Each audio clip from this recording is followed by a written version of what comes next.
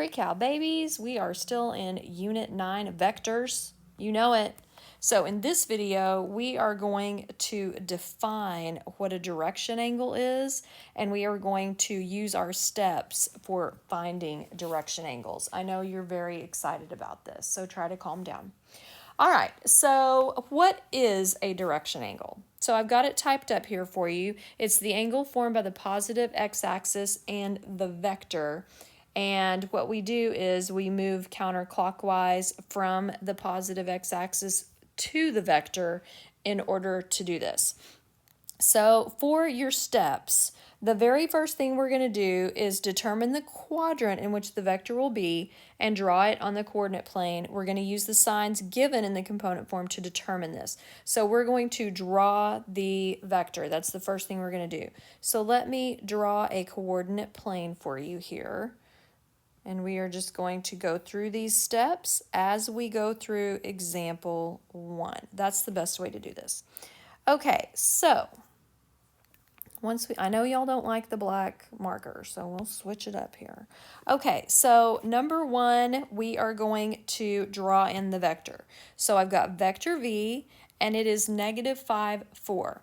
So I'm told to use the signs given in the component form. Well, this -5 means that from the origin,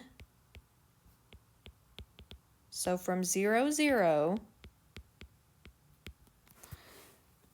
we move left 5, and this is positive, so up 4. So left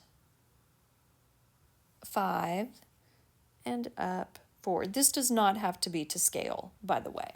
So I just want you to know that. All right, so this right here is my vector. So I moved 5 left and I moved up 4. So notice what happens here. It forms a right triangle. Magic, okay? So notice that I left the negative off the 5. We can't have a side of a triangle that's negative, so the negative just tells me the direction to go. All right, so think about that. So we're using the vector as the hypotenuse, and there's our right triangle all drawn in for us. We are going to label the angle inside the triangle at the origin with the Greek letter theta, just like that. I did not do a very good job with that theta, though, did I? No, Miss Griggs. There we go. That's better. Okay, so there's theta.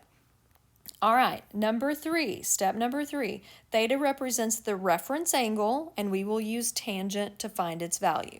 So the tangent of theta is going to equal the opposite, right, over adjacent. So notice that for this particular situation, that is going to be the y value over the x value in our component form, okay?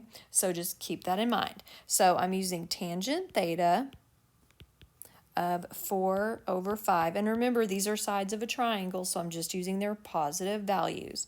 So then in my calculator, or in Desmos, I've got to find tangent inverse of 4 divided by 5. So what I get for theta when I do that, I get 38.7 degrees. So that's what this angle is right here. We're not done. That is just the reference angle. Okay, so this is the reference angle.